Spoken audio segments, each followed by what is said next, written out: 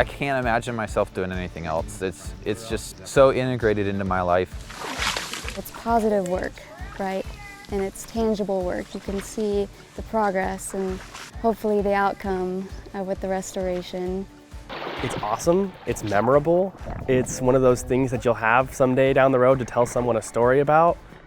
Getting youth involved with projects like this is really important, just to have them out and get to see these landscapes and hopefully become really engaged with them. Hi, I'm Sammy Demers. Welcome to Outside Science, Inside Parks. We're working this time in an old mining area near the Yukon River. Back in the day, mining in the valley wiped out a lot of the habitat for fish and bugs. That habitat's important, especially for salmon. How can this be fixed? Let's check it out.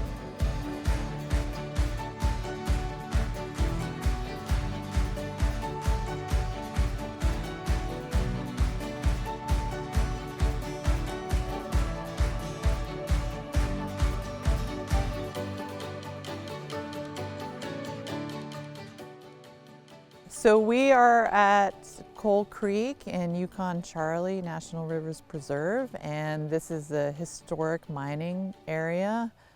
And so there's about 7 miles of really impacted stream from that mining era.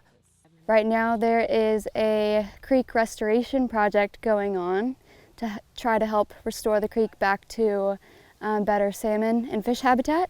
It's a disturbed ecosystem. You know, there is a great potential for restoration, but there's a lot more I need to see. So I was trying to take some invertebrate samples. I'm trying to determine the foraging base for Chinook salmon in Coal Creek. Oh, stonefly! Today we didn't see super great results. Got a couple of stoneflies, but it's not the typical abundance and diversity of invertebrates that I normally see or expect to see in healthy Chinook habitat.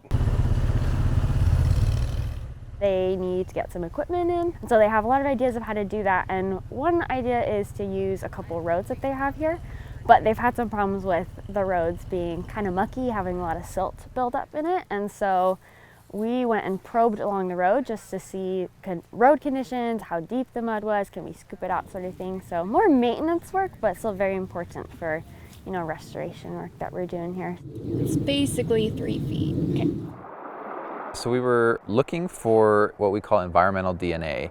So basically little fragments that break off of the fish, skin cells or excrement that comes from those fish. And so we were filtering the water and trying to detect fish if they were upstream.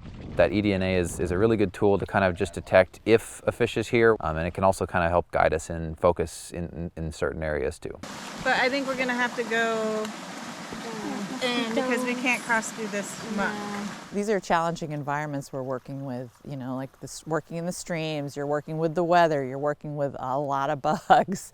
And I think that it's a really cool opportunity to understand like how far you can push yourself as an individual and realize how much you have the capacity for, given the chance. Well, honestly, the mess is kind of fun, right? Like you're out there, you're just in whatever gear, you're plowing through trees, you're all muddy, and it's just kind of a vibe. Everybody's just there together working through it, and you'll hit problems. Like we ran into a crazy road that was super muddy. For a second we got stuck there, but it's okay, you're out there with your team and you kind of work through it. It's a bit of an adventure every time, so it's kind of fun. So this zone and here.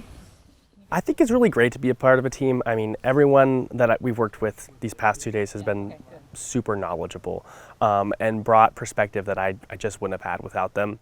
It's important to have that sense of teamwork and get to work with a diverse group of people with diverse backgrounds, because say you're not sure exactly what realm of science you want to be in, when you're in the field doing work like this, you're working with geologists, ecologists, you have the opportunity to ask those people questions about potential career avenues. It's really awesome that you get to work with all these professionals and people who are experts in their fields, and they're coming together and working on a project all together. It really kind of brings together all the things you learn in your classes in school. It makes you feel like you're really doing something that matters. Thanks for watching this episode. We'll see you next time.